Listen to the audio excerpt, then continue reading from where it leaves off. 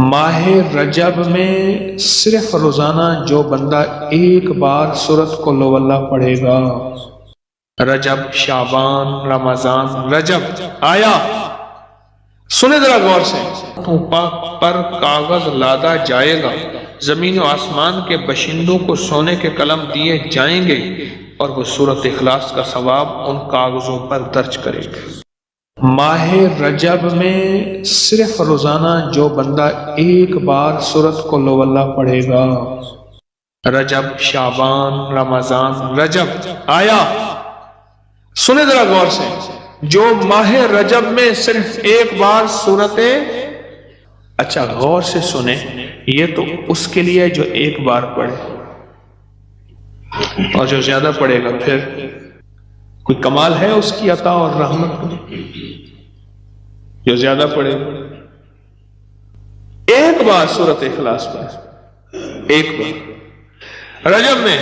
اب اس کے ذرا کمالات سنیے، 10,000 اونٹوں پر کاغذ لادا جائے گا، کتنے ٹن ہو؟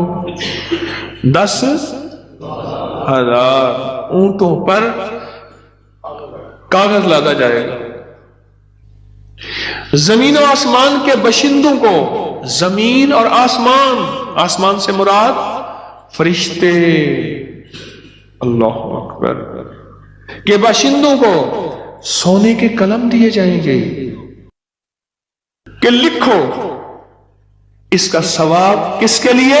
جس نے پڑھا تھا، لکھو لکھو، اور وہ لکھتے لکھتے لکھتے لکھتے اس کا ثواب اب پتہ نہیں کب تک لکھیں گے۔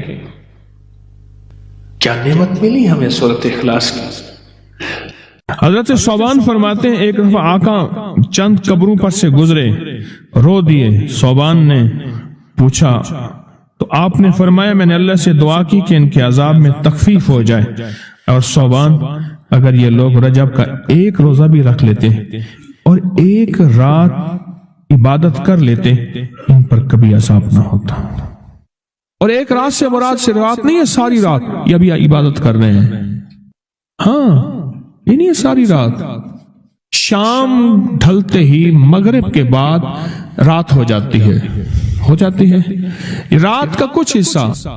میں کہ اگر یہ لوگ رجب میں ایک روزہ بھی رکھ لیتے اور عبادت کر لیتے کسی رات کی، ایک رات کی، تو ان پر عذاب نہ ہوتا۔ میں نے عرض کیا یا رسول اللہ صلی اللہ علیہ وسلم، کیا صرف ایک روزہ اور ایک رات کی شب بیداری سے عذاب قبر نہ ہوگا؟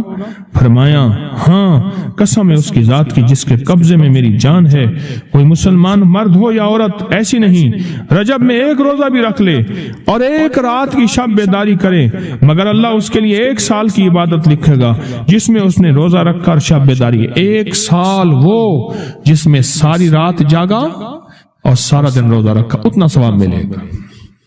اور آپ نے فرمایا کہ اللہ کی طرف سے ایک منادی ندا کرتا ہے، اے رجب میں روزہ رکھنے والو، اللہ کی پناہ میں جنت میں داخل ہو جاؤ۔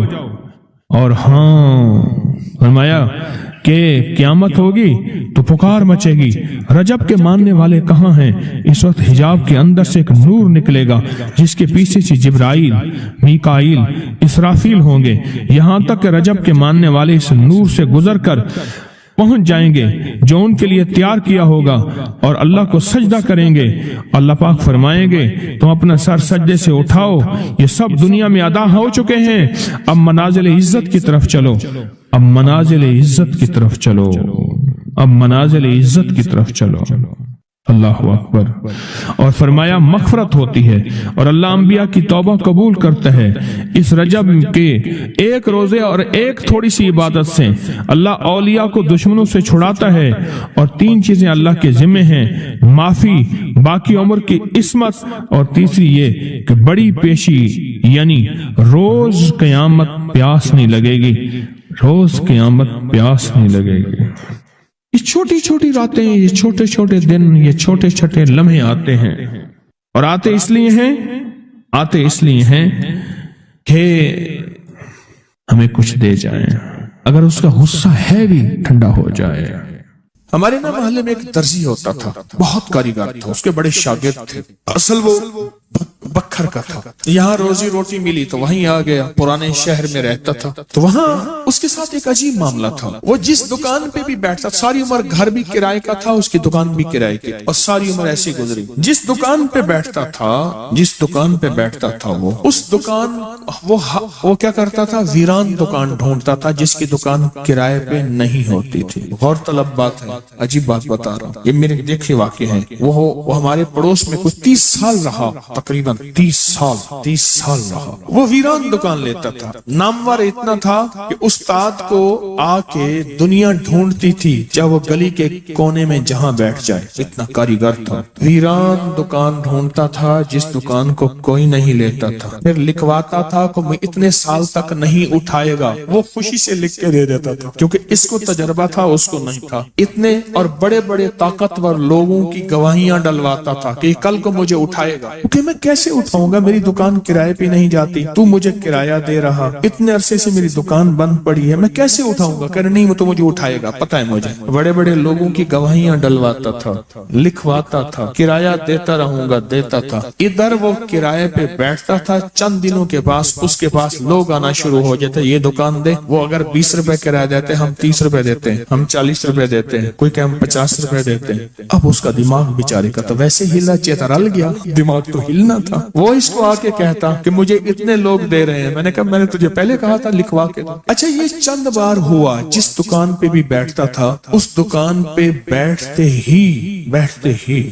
ही इसके साथ ये मामला शुरू हो जाता। अब ये राज किसी को पता नहीं, ये राज है क्या, इसके साथ क्या होता है, इसके साथ ऐसा क्यों होता है। उसने ना एक दफा ये राज एक बंदे को बताया, उसने मुझे बताया। बरह रास्त मैंने उससे बात नहीं हुई, लेकिन हमारा पड़ोसी था वो। एक बंदे को उसने राज बताया, हमारा एक रिश्तेदार था, उसको ये राज बताया और उसको कहा कि मेरे साथ ये राज है। उसने अब जो लफ्ज कहना, पहले मैं वो लफ्ज आपके सामने बयान करता हूँ। कहने लगा, बख्त मेरे ऊपर पागल है, और मुझे अखे बख्त मेरे ऊपर पागल है। मैं नहीं चाहता वाल में को आते विलड़ चिपक जाता है, चिपट जाता है, लिपट जाता है। मैं नहीं चाहता आके फिर मुझे लिपट जाता है बख्त। अच्छा, जिसकी दुकान आने की होती है 100 आने की हो जाती है। अच्छा, इधर मैं दुकान छोड़ के जाता हूँ किसी और जगह पे, वो दुकान फिर आने की हो जाती है। फिर जहाँ मैं जाके बैठता हूँ फिर वो 100 आने की हो जाती है। फिर वो पीछे वाले मुझे आके बुलाते हैं, आपकी मेहरबानी आ जाओ, इससे कम किराया देना।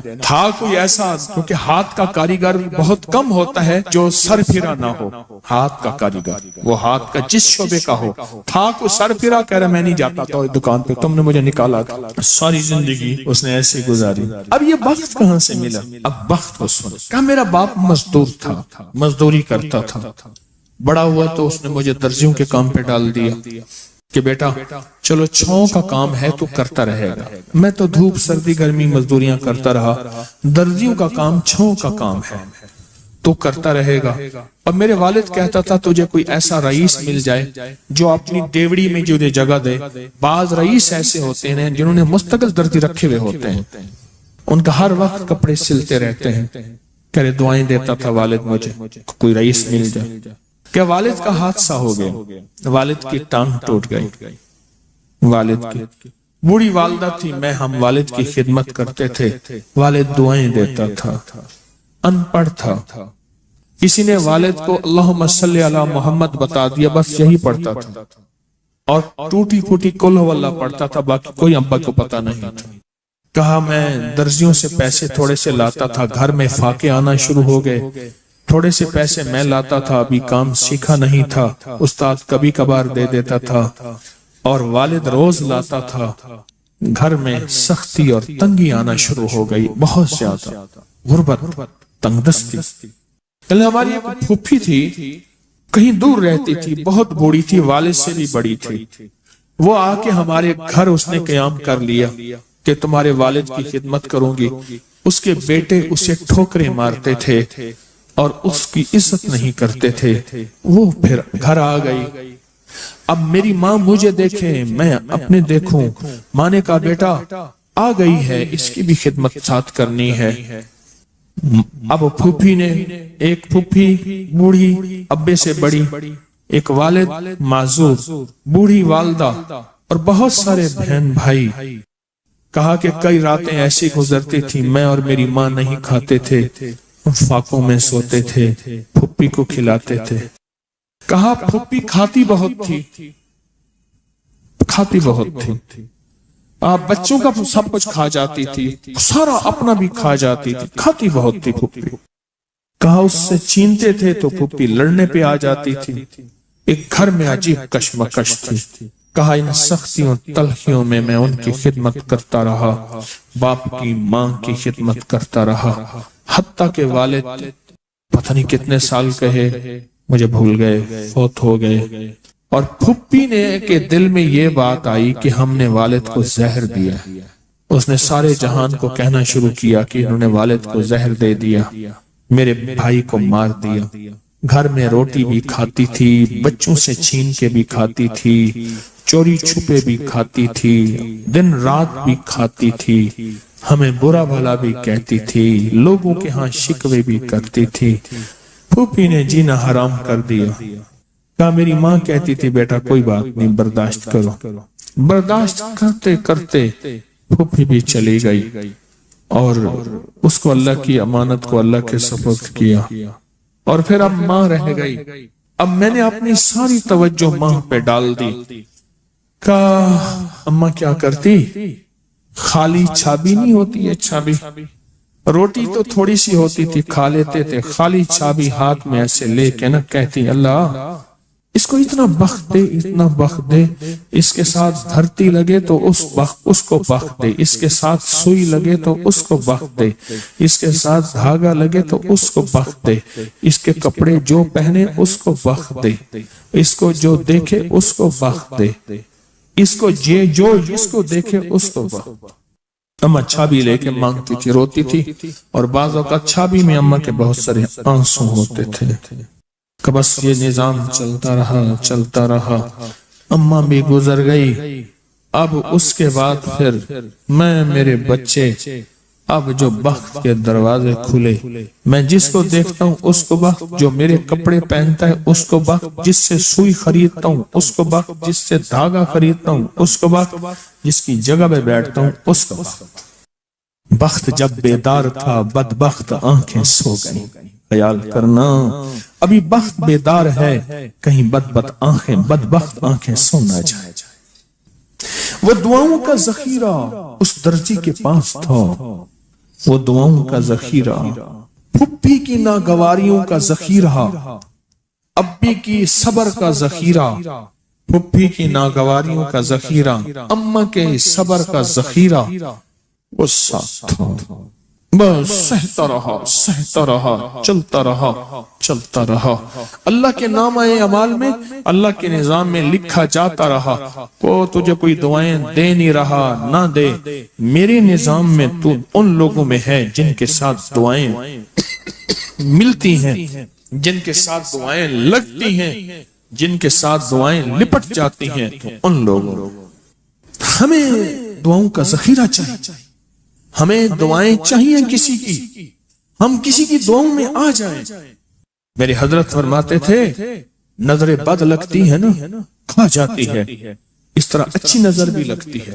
تجھے کسی اللہ والے کی اچھی نظر لگ جائے، تجھے مرشد کی اچھی نظر لگ جائے، تجھے ماں باپ کسی درویش کی اچھی نظر لگ جائے، اور نظر تیرا کام بنا دے گی۔ جس طرح بری نظر کھا جاتی ہے، برباد کر دیتی ہے، اس طرح اچھی نظر آباد اور